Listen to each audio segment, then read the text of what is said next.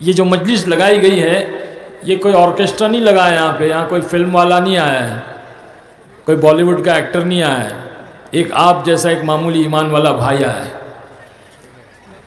ہم جب اس دنیا میں تھے تو ہم اس لائق اور قابل بھی نہیں تھے کہ مسجد میں جوتے چپل رکھتے وہاں بیٹھے۔ اللہ نے اس دین کی نسبت سے، اس دین کی برکت سے ممبر و محراب کے پاس بیٹھایا۔ اس لیے اس مجلس کی عظمت کو اپنے دل میں رکھ کے بیٹھیں کہ یہ معمولی مجلس نہیں ہے۔ آپ اگر اپنی نیت کو صحیح نہیں کرو گے نا بھائی تو کچھ بھی نہیں ملے گا۔ کہاں گئے تھے؟ کہیں نہیں۔ کیا لایا؟ کچھ نہیں۔ خالی ہاتھ ہے، خالی ہاتھ چلے جائیں گے، اور بلکہ نیت کے بگاڑ کی وجہ سے گناہ اپنے سر پہ لاد کر جائیں گے۔ اس لیے نیت بنیادی چیز ہے، عظمت بنیادی چیز ہے، اس کے بغیر کوئی نفع نہیں ملنے والا۔ یہ نہ دیکھے کہ کون آیا ہے، یہ دیکھے کہ کیوں آیا ہے۔ یہ نہ دیکھے کہ کون کہہ رہا ہے، یہ دیکھے کہ کیا کہہ رہا ہے۔ اللہ اور اس کی رسول کی بات کرنے آیا ہوں، دھیان توجہ سے سنیں گے تو اللہ پاک باتوں کو دل میں اتارے گا اور ہدایت کے فیصلے کرے گا۔ میں تو اللہ سے یہ دعا کرتا ہوں کہ اللہ پاک اس محبت کو تو تیری محبت سے بدل دے۔ کل من علیہ فان، اللہ نے کہہ دیا سب فنا ہونے والا، باقی رہنے والا رحمان، باقی رہنے والا صرف رحمان۔ تو اس کی حقیقت، اس کی محبت، اس کا خوف ہمارے دلوں میں ہونا چاہیے۔ ہماری زندگی کا ہر ایک ایکشن، ہر ایک لمحہ، پل پل جو ہے وہ اللہ کے لیے ہونا چاہیے، اللہ کی رضا کے لیے ہونا چاہیے۔ ہاں دوستو، اس کے لیے بنیادی چیز ہے کہ اپنی نیتوں کو صحیح کریں۔ یہ ہم نہیں آئے یہاں پہ، یہ مجلس ہم نے نہیں لگائی ہے، یہ اللہ نے لگائی ہے، کیونکہ اللہ آپ لوگوں سے محبت کرتا ہے، اللہ ہم سب سے محبت کرتا ہے، اور اللہ ہم کو ہدایت دینا چاہتا ہے، ہم کو نوازنا چاہتا ہے۔ ہاں، کیونکہ آنے والا جو مہینہ ہے وہ بڑا قیمتی مہینہ ہے۔ چند روز بچے ہوئے، بس چند روز، 5-6 دن۔ اتنی بڑی عظمت والا مہینہ ہے جس مہینے کا نام اللہ نے رکھا، 11 مہینوں کا نام عربوں نے رکھا، لیکن 12واں مہینہ رمضان یہ اللہ نے رکھا۔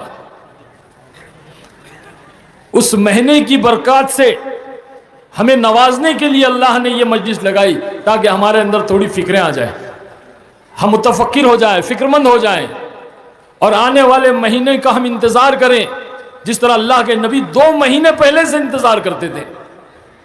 اللہم بارک لنا فی رجب الشعبان وبلغنا رمضان، یہ دعا مانگتے تھے اللہ کے نبی صلی اللہ علیہ وسلم۔ 2 مہینے پہلے سے انتظار کرتے تھے، کمر کس لیتے تھے اپنی، صحابہ کو ترغیب دیتے تھے کہ مہینہ کی عظمت بتاتے کہ کتنا قیمتی مہینہ، اللہ پاک اس مہینے میں کیا کرتا ہے۔ کہا کہ رمضان کا مطلب ہوتا ہے جلنا، جلنا۔ رمضان کا روزوں سے اور جلنے سے کیا مطلب ہوا؟ کہا کہ اللہ پاک ہر ایک ایمان والے کے گناہوں کو جلا دیتا ہے اس مہینے میں۔ کیسے جلاتا ہے؟ کہا کہ اس کی بھوک کی آنچ سے سارے گناہوں کو اللہ جلا دیتا ہے۔ ایک، دوسرا روزہ، تیسرا روزہ، چوتھا روزہ، 5 روزہ، 30ویں روزے پہ جب پہنچتا ہے تو اللہ سارے گناہ جلا دیتا ہے۔ اسی لیے اسے رمضان کہا گیا، شہر الرمضان۔ اللہ نے کلام میں اس مہینے کا ذکر کیا، شہر الرمضان۔ تو اللہ نے لگا یہ مجلس، میری ہمت اور اوقات نہیں ہے میں یہاں پہ آیا، میں بھیجا گیا ہوں اللہ کی طرف سے۔ اللہ نے مجھے ہدایت توفیق دی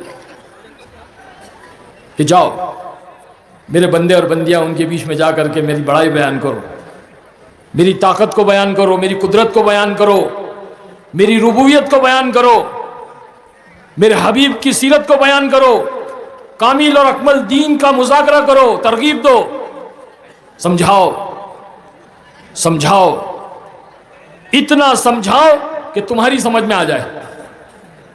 یہ ہے دعوت کی محنت کہ ہر ایک ایمان والے کو اتنا سمجھاؤ، اتنا سمجھاؤ، اتنا سمجھاؤ کہ اپنی سمجھ میں آ جائے۔ بھائی بال کو دیوار پہ ماریں گے تو دیوار کے اندر جاتا ہے کیا؟ ارے بولو نا، کہاں جاتا ہے؟ واپس آتا ہے نا۔ ہاں، تو جو میں آپ سے کہہ رہا ہوں وہ میرے پاس واپس آ رہا ہے۔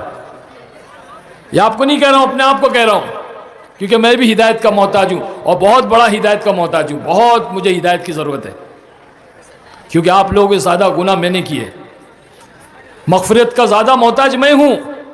آپ لوگ تو بڑے بھولے بھالے سیدھے سادے لوگ ہوں. ہم تو شہر میں رہنے والے، بالی ووڈ جیسی دنیا میں رہنے والے، بے انتہا گناہ کی زندگی تھی.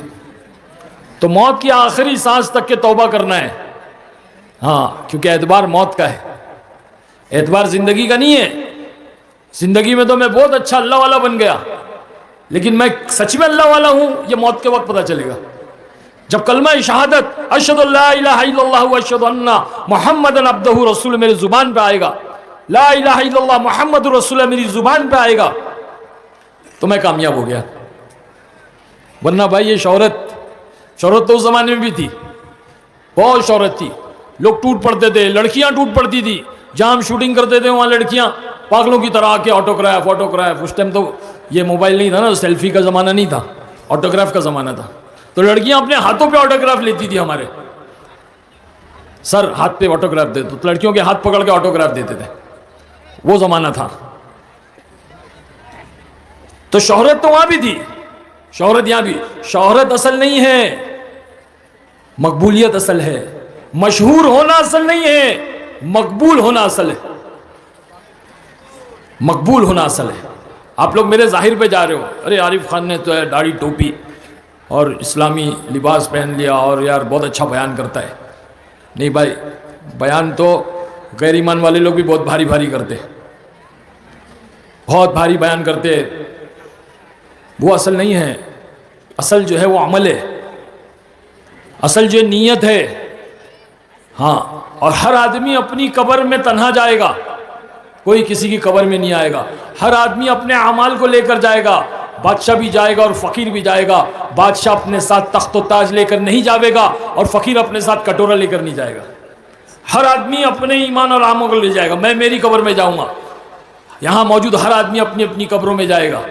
ہاں، وہاں دنیا کی دولت، دنیا کی شہرت، دنیا کا نام، پیسہ، محل کچھ نہیں جائے گا بھائی. خالی ہاتھ آیا خالی ہاتھ جائے گا.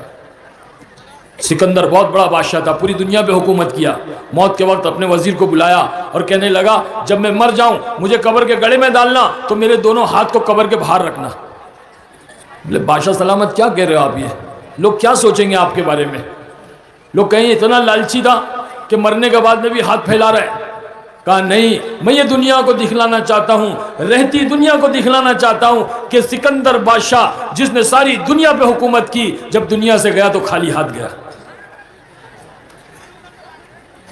تو نیت بھائی، یہ ایسی مجلسیں اللہ پاک نے پورے عالم میں لگائی ہے.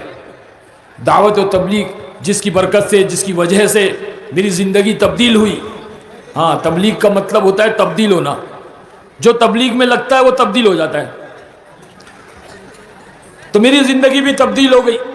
اللہ نے ایسی مجلس سے سارے عالم میں لگائی. بہت سارے شہروں میں، ہندوستان میں تقریباً ہر سٹی میں جانا ہوا، باہر ملکوں میں جانا ہوا. ویسٹ انڈیز گئے، کیوبا گئے، افریقہ گئے. اللہ نے وہاں بھی لگائی اس مجلس. ہاں، اللہ نے حجت قائم کر دی. کل قیامت میں کوئی یہ نہیں کہہ سکے گا مجھے سمجھانے والا نہیں آیا تھا، مجھے کوئی بتلانے والا نہیں آیا. کلما القیا فوج سألهم خزنۃ الم یاتکم نذیر. فرشتے جب دیکھیں گے کہ فوج کا فوج در لوگ جہنم میں جا رہے ہیں تو پوچھیں گے تمہیں کوئی سمجھانے والا نہیں آیا تھا؟ تم کو کوئی بتلانے والا نہیں آئے گا؟ کوئی نہیں آیا تھا تمہارے پاس؟ کہیں گے کالو بلا قد جان نذیر، آیا تھا لیکن ہماری عقلوں پہ پردے پڑ گئے تھے، ہماری سمجھ میں نہیں آیا، ہم نے ان کی نہیں مانی. پھر بندہ کہے گا ربنا سمیعنا فرجعنا نعمل صالحا انا موقنون. اے اللہ میں نے دیکھ بھی لیا، سن بھی لیا، سمجھ بھی لیا، اللہ ایک موقع دے دے، دنیا میں جاؤں گا اور پھر تیری مان کر آؤں گا. کہا جائے گا نا اب موقع نہیں ملے گا. تو اللہ لگاتا ہے ایسی مجلسیں، اس کی عظمت کو لے کر بیٹھنا ہے اور اپنی نیت کو درست کر کے بیٹھنا ہے. ہاں، نیت بنیادی چیز ہے. بخاری رحمۃ اللہ علیہ نے جو بخاری شریف کتاب، حدیث کی سب سے بڑی کتاب، ایسی کتاب کہ جس کو پڑھے بغیر دنیا کا کوئی عالم نہیں بن سکتا، اس میں پہلی حدیث جو لکھی ہے وہ یہی لکھی ہے انما الاعمال بالنیات، کہ سارے اعمال کا دار و مدار نیتوں پر ہے. دیکھو بیٹھ رہے نہیں بھائی، اٹھ کے چلے جا رہے. بڑے محروم ہیں یہ بندے جو اٹھ کے چلے جا رہے. کوئی عذر ہے، کوئی بزرگ ہے، پیشاب کا تقاضا ہے یا کوئی مسئلہ ہے تو جا سکتا ہے، لیکن نوجوان تو بیٹھے نا بھائی، نہ اٹھیں زیادہ. میں بھی تھکا ہوا ہوں، بہت لمبا سفر کر کے 2000 کلومیٹر کا سفر، فلائٹ سے 3 گھنٹے کا فلائٹ. بنگلور میں رہتا ہوں میں ابھی، بنگلور سے کلکتہ آیا، کولکتہ سے پھر جو ہے ادھر پہ 8 گھنٹے لگ گئے پہنچنے کو، اتنا ٹریفک. اور آیا بس فریش ہوا، کھانا کھایا اور ادھر آ گیا.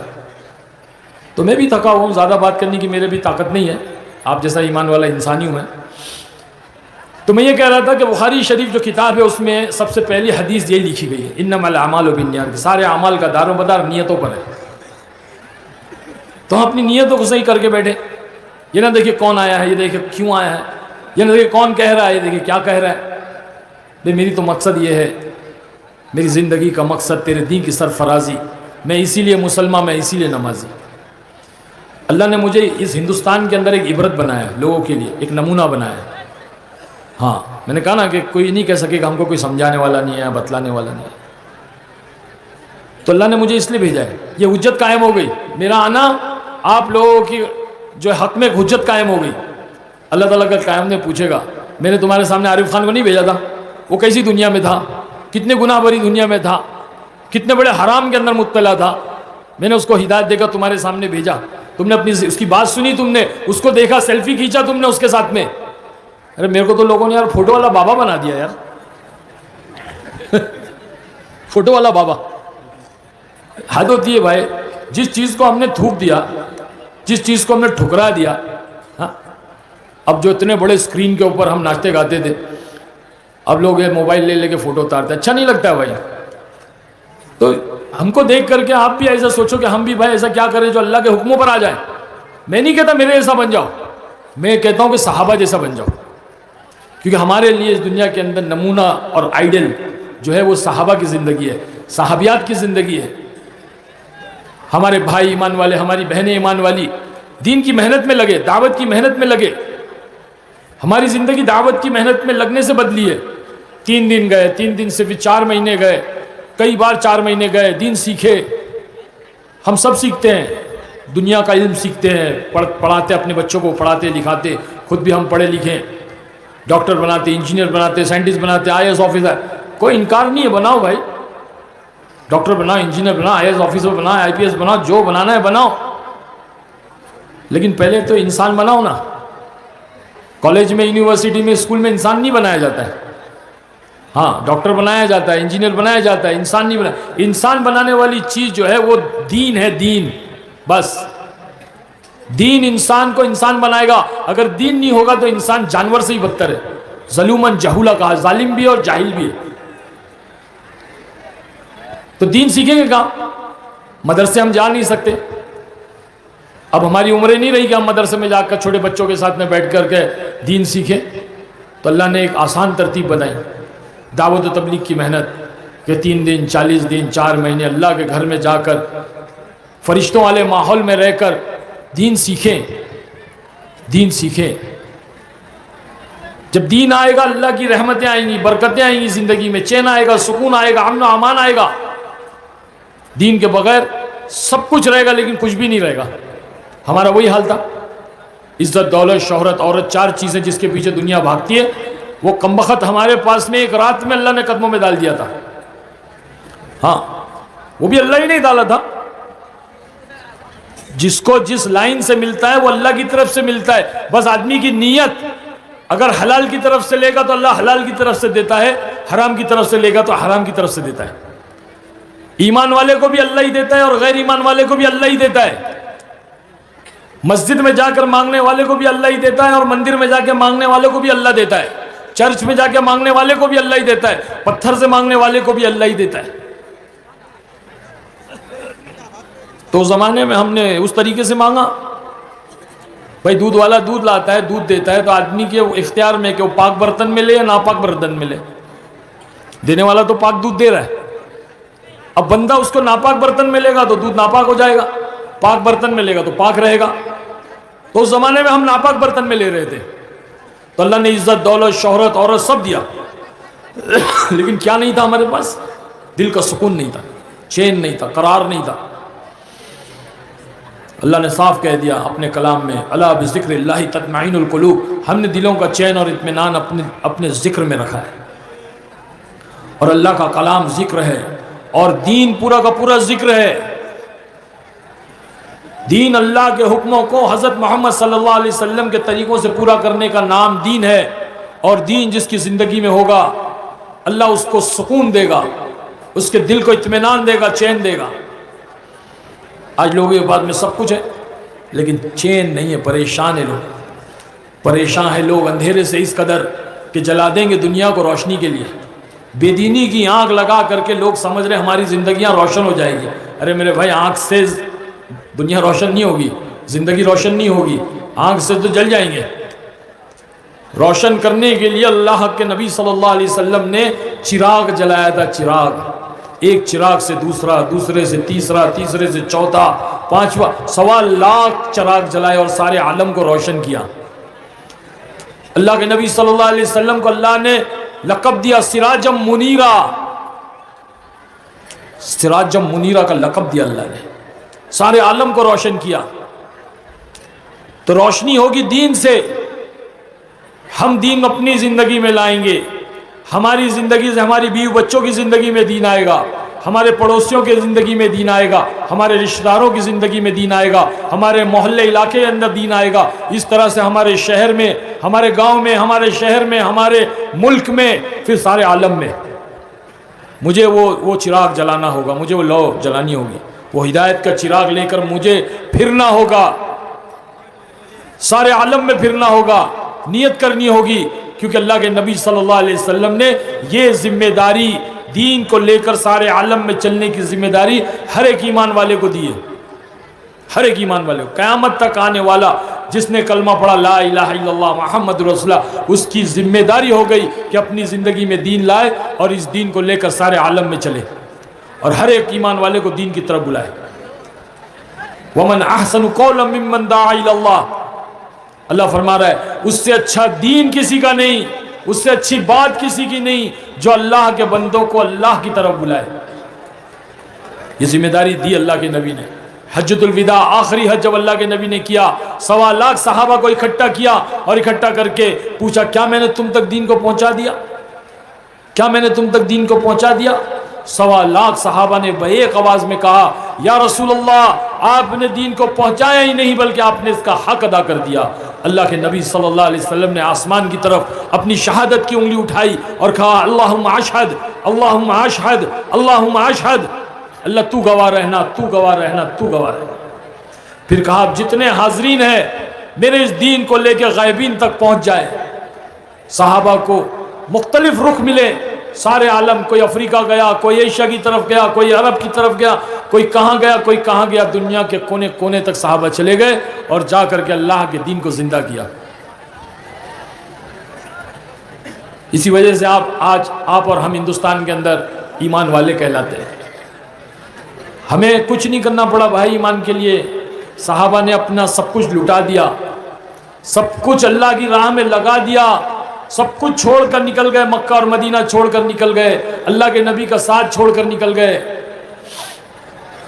سب سے بڑی چیز ان کے لیے تھی اللہ کے نبی کا دیدار، آپ کو دیکھنا۔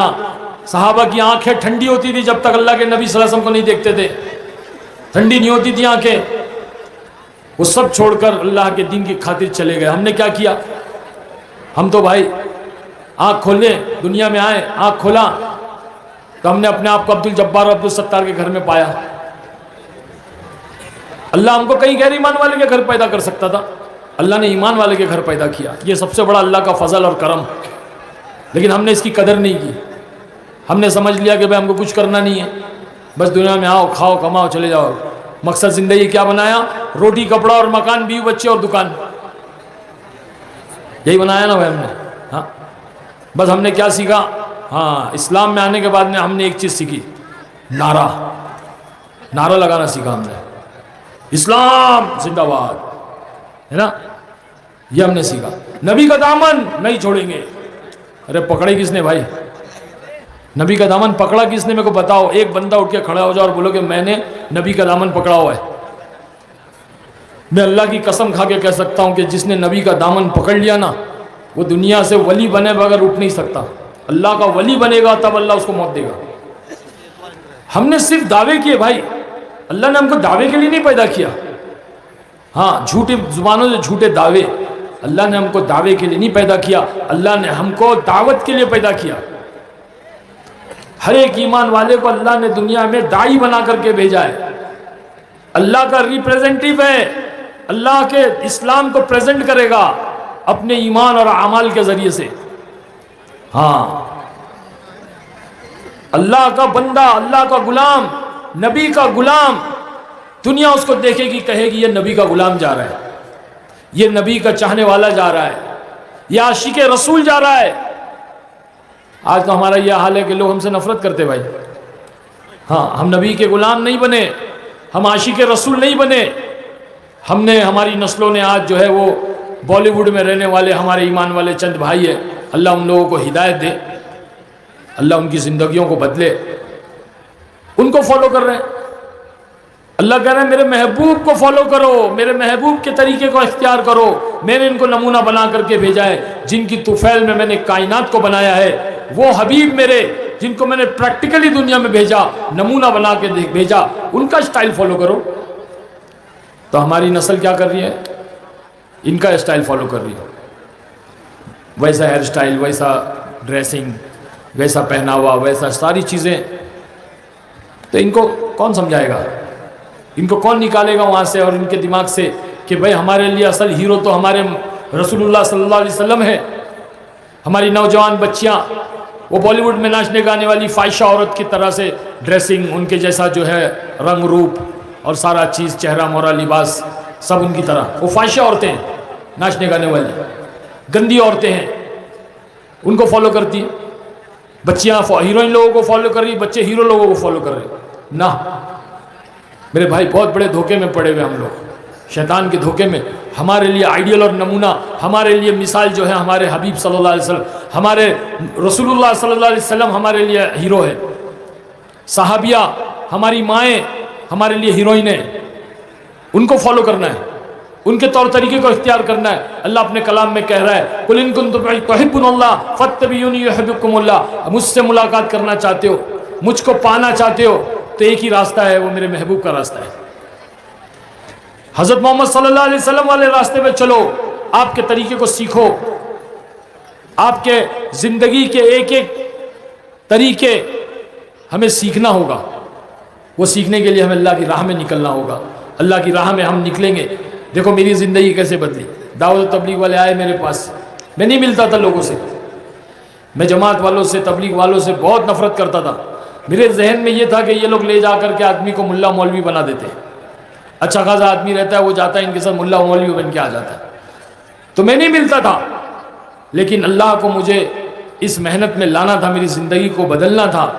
تو ایک دن ایک جماعت آئی, اس جماعت کے اندر امیر صاحب تھے, بہت بزرگ, سفید داڑھی, سفید لباس, میلے کچیلے کپڑے.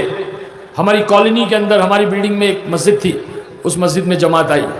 تو ہمارے بڑے بھائی جو تھے وہ میرے تعلق سے بہت فکر مند ہوتے تھے, کیونکہ وہ 40 دن اللہ کے راستے میں لگا چکے تھے. انہوں نے امیر صاحب سے کہا کہ میرا بھائی امیر صاحب ایسے فلموں میں کام کرتا ہے بالی ووڈ میں. تو امیر صاحب نے کہا چلو ملاقات کرتے. تو کہا نہیں, وہ ملتا نہیں, بولے جماعت سے نہیں ملتا ہے. اچھا وہ کام پر کب جاتے, شوٹنگ پر کب جاتے ہیں؟ تو بولے شوٹنگ پر صبح جاتا ہے وہ 7 بجے سے. تو امیر صاحب فجر کی نماز کے بعد اکیلے تنہا آ کر میری گاڑی کے پاس ٹھہر گئے. میں جانے لگا, میں نے دیکھا کوئی بزرگ ہے, فقیر نما آدمی ہے. میں نے سوچا کہ کچھ مانگنے کے لیے, کچھ تقاضے کے لیے کھڑا ہوگا. تو میں نے اپنے جیب میں ہاتھ ڈالا, تو کہنے لگے نا نا نا نا, سلام کیا مجھے. میں نے جواب دیا. کہنے لگے ایک سوال کرنا ہے. میں نے کہا پوچھیے کیا بات ہے. کہنے لگے یہ بتاؤ کہ مرنا ہے کہ نہیں مرنا ہے. ارے میں نے بولا تھا تیری کہ کون ہے بوڑھا یار صبح صبح مرنے کی بات کر رہا ہے. ارے صبح صبح آدمی کام دھندے پہ جا رہے ہیں, موت کی بات کر رہے ہیں. ہماری زندگی میں موت کا تذکرہ نہیں تھا. ہم تو اس دنیا میں جب جاتے ہیں تو وہاں جو ہے موت کو آدمی بھول جاتا ہے, اور جو موت کو بھول جاتا ہے نا وہی سرکش ہو جاتا ہے. آج دیکھو آپ غور کرو, جتنے بھی ہمارے بڑے بڑے ہیرو بھائی لوگ ہیں, بھائی لوگ, بھائی, ہاں ہمارے بامبے کے زبان میں بھائی بولتے ہیں. تو بھائی لوگ کا کیا حال ہے, بھول گئے, موت کو بھول گئے. سب ایسے چلتے یوں. ارے پھاڑ دے گا کہ زمین کو تو, ہاں کہ آسمان پھاڑ دے گا. پیسے کا ایسا گھمنڈ غرور, شہرت کا, عزت کا ایسا. شہرت تو اللہ نے فرعون کو بھی دیا تھا, نمرود کو بھی دیا, کلام میں ان کا تذکرہ کر دیا, تو کیا وہ کامیاب ہو گئے؟ فرعون, نمرود, شداد, حامان, قارون, تو قیامت تک کہ اللہ نے شہرت دے دیا نا, اپنے کلام میں اللہ نے تذکرہ کر دیا, حدیثوں میں تذکرہ کر دیا, تو کیا وہ کامیاب ہو گئے؟ ان کی ناکامیابی کو بیان کیا اللہ نے کہ کس طرح اللہ نے ان کو ناکام کیا, کس طرح ان کی طاقت, ان کے گھمنڈ اور غرور اور ان کی مال و دولت کے سمیت ان کو دھسا دیا. تو میرے بھائی, ہم موت کو بھول گئے تھے وہاں پہ اس زمانے میں, تو سرکش ہو گئے تھے. تو امیر صاحب نے کہا مرنا ہے کہ نہیں مرنا, تو بہت غصہ آیا. تو میں نے کہا ہاں پہلے آپ کو مرنا ہے بعد میں مجھے مرنا ہے. تو ہنسنے لگے, کہا ہاں پہلے مجھے مرنا ہے بعد میں. اچھا یہ بتاؤ قبر کے اندر گاڑی جائے گی کہ داڑھی جائے گی؟ ارے اس کی, میں بولا بھائی یہ کیا پوچھ رہے چچا. تو غصہ دماغ پہ چڑھ گیا تھا. میں بولا کہ چچا آپ کا دماغ خراب ہو گیا ہے, قبر میں گاڑی کیسے جائے گی, قبر میں تو داڑھی جائے گی. تو کہنے لگے ہاں قبر میں گاڑی نہیں جائے گی, قبر میں تو داڑھی جائے گی. تو گاڑی والی زندگی کے لیے وقت ضائع کیوں کرتے ہو؟ داڑھی والی زندگی کیوں نہیں اختیار کرتے؟ داڑھی والی زندگی جناب رسول اللہ صلی اللہ علیہ وسلم کی زندگی ہے. بس اتنا کہہ کر چلے گئے. میں ان کو دیکھتا رہا, یار یہ آدمی کیا بات کر کے چلا گیا. یہ بات اتنی حق تھی نا بھائی, بات تو بہت حق تھی. اللہ تعالیٰ کہتا ہے وَقُلْ جَاءَ الْحَقُّ وَزَاقَ الْبَاطِلُ إِنَّ الْبَاطِلَ كَانَ زَهُوقًا. جب حق آتا ہے تو باطل بھاگ جاتا ہے, کیونکہ باطل بہت کمزور ہے, باطل بہت کمزور ہے. تو دل پہ جا کر چھو گئی بات. دل سے نکلے جو اثر رکھتی ہے, دل سے نکلے جو اثر رکھتی ہے, پر نہیں طاقت پرواز مگر رکھتی ہے. تو وہ میری زندگی کا ٹرننگ پوائنٹ تھا. میں پورا راستہ شوٹنگ پہ جا رہا ہوں, گاڑی چلا رہا ہوں اور سوچ رہا ہوں یار یہ داڑھی والی زندگی کون سی زندگی, اور وہ اپنے نبی کی زندگی ہے. اور ایک بات یاد رکھنا دوست, دنیا کے اندر میں نے دیکھا ہے کیسا بھی ایمان والا, کیسا بھی مسلمان, شرابی, جواری, زانی, ڈاکو, چور, لٹیرا, کیسا بھی ہو, اپنے نبی سے بڑی محبت کرتا ہے یار. ارے بولو نا, صحیح ہے کہ نہیں؟ اللہ نے اپنے حبیب کی, اپنے محبوب کی محبت ایک ایک ایمان والے کے دل میں ایسی ڈالی ہے نا بھائی, کہ وہ کتنا بھی برا گنہگار ہوگا نا, بدکار, سیاکار ہوگا, نبی کا نام جب آتا ہے نا تو بس اس کے اندر تو پھر جان دینے کا جذبہ پیدا ہو جاتا ہے. تو میرے کو جو ہے نا بھائی وہ ایک اندر سے آواز آنے لگی کہ داڑھی والی زندگی کون سی. پھر میں جماعت سے ملاقات کیا, میں نے ایک انگلینڈ سے جماعت آئی تھی, اس میں ایک ڈاکٹر صاحب تھے, بہت بڑے سرجن تھے وہ. تو ان سے ملاقات کی. وہ جماعت میں انگلینڈ کے بچے ماشاءاللہ بہت خوبصورت بچے تھے, وہ سب ملاقات کیے, میرے فین تھے, فلمیں دیکھی تھی میری. تو مسجد نے بلایا مجھے, ملاقات ہوئی, بیان سنا.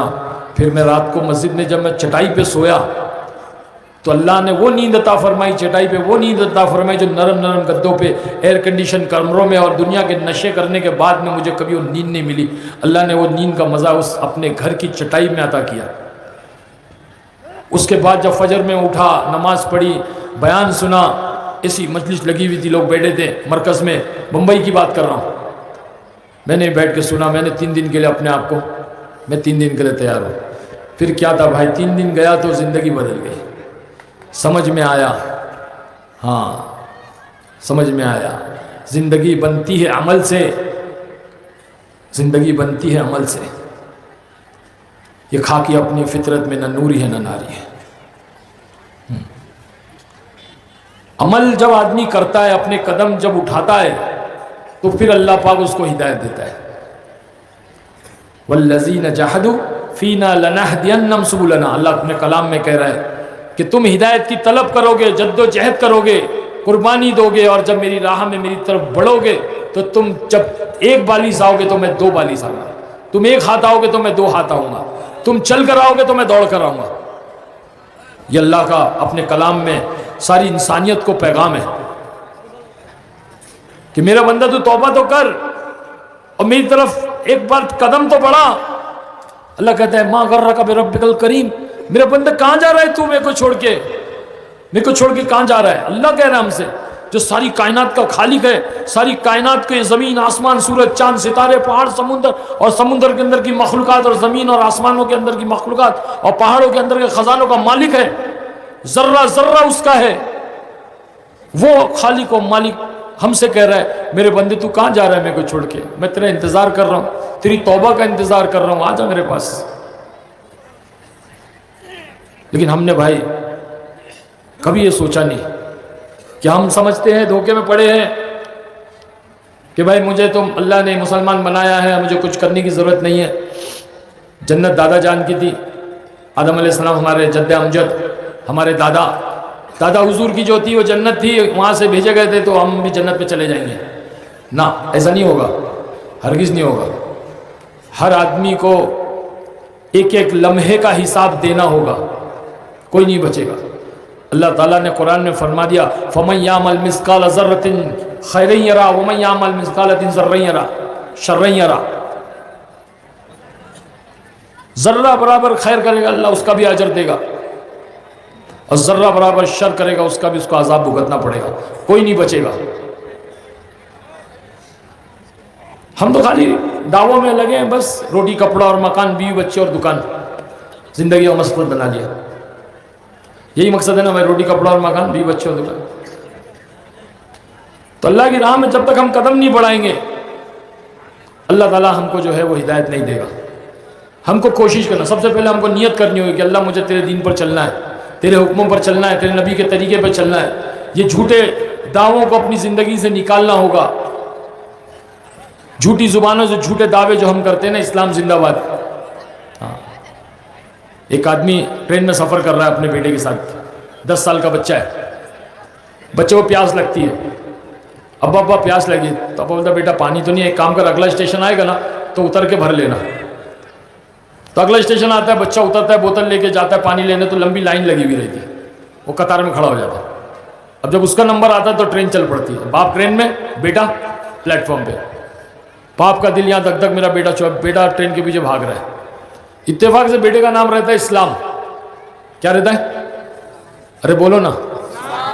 ہاں، تو باپ ایسے چل رہا ہے اسلام، تو پوری پبلک پلیٹ فارم پہ زندہ آباد اسلام، بولے زندہ آباد اسلام زندہ۔ ارے بولے پہلے اس کو اندر تو آنے دو۔ کیا بولتا باپ؟ پہلے اس کو اندر تو آنے دو۔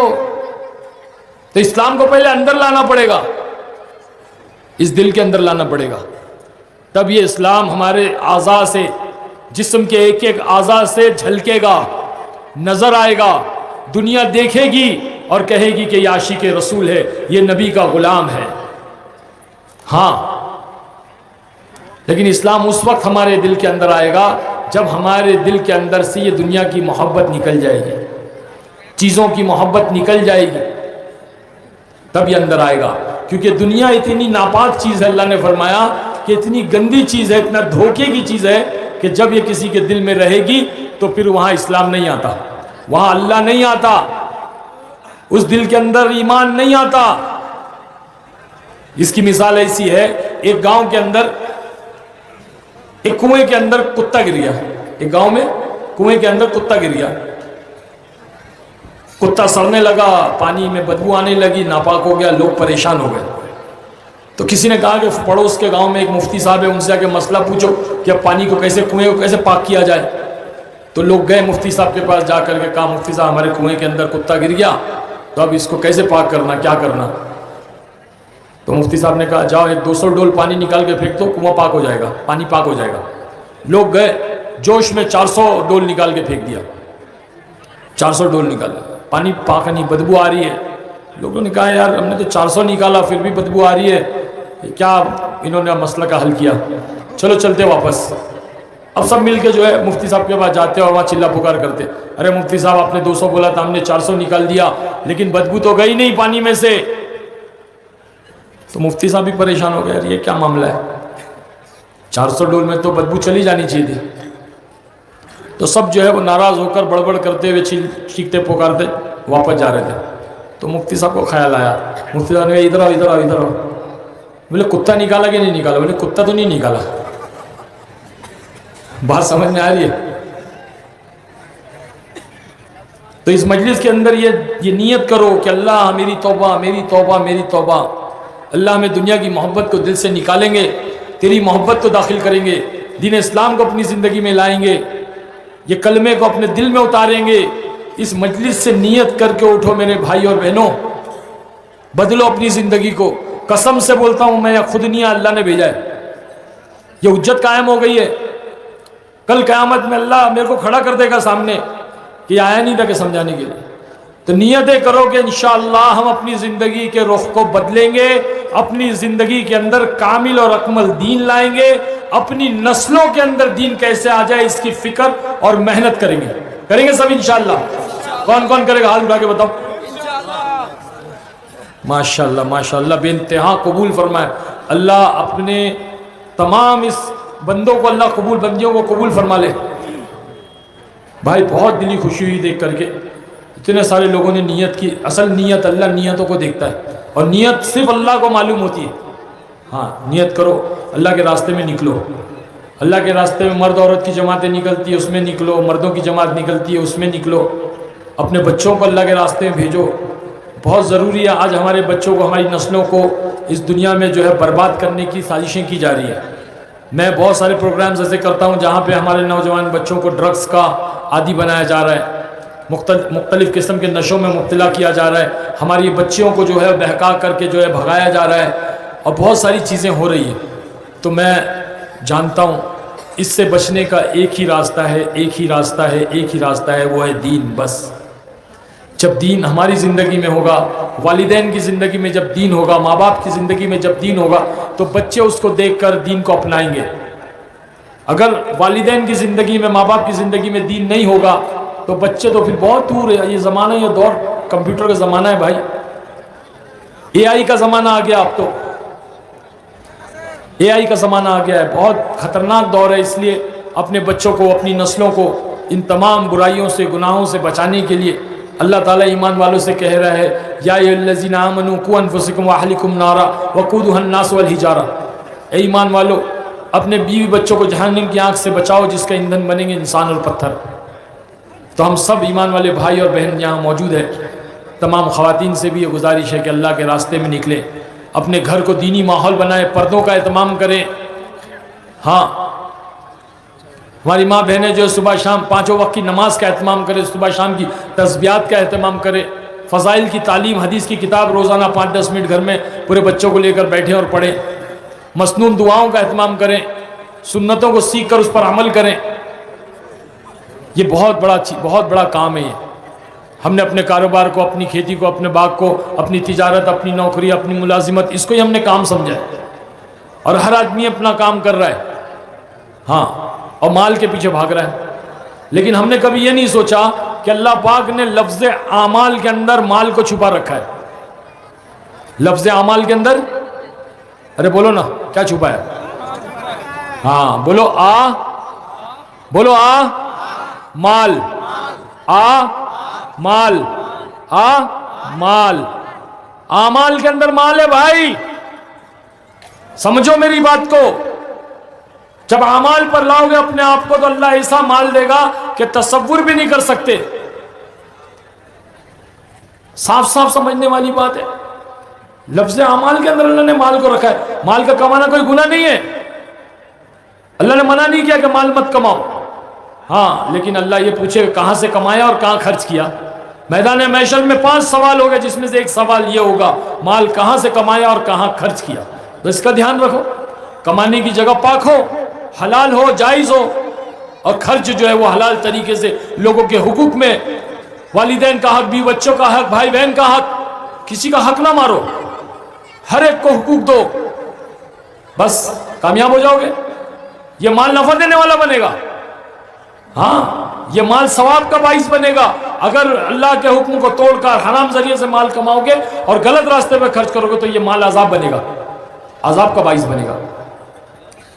کام تو ہر آدمی کرتا ہے، چھوٹا بھی کرتا ہے، بڑا بھی کرتا ہے، اور ہر آدمی اپنے کام کو کام سمجھتا ہے. ہر آدمی اپنے کام کو ترجیح، امپورٹنس دیتا ہے. چاہے وہ چھوٹا کام کرنے والا ہو یا بڑا کام کرنے والا ہو، اس کے لیے اس کے کام کی عزت ہوتی ہے. کام کو کام سمجھتا ہے.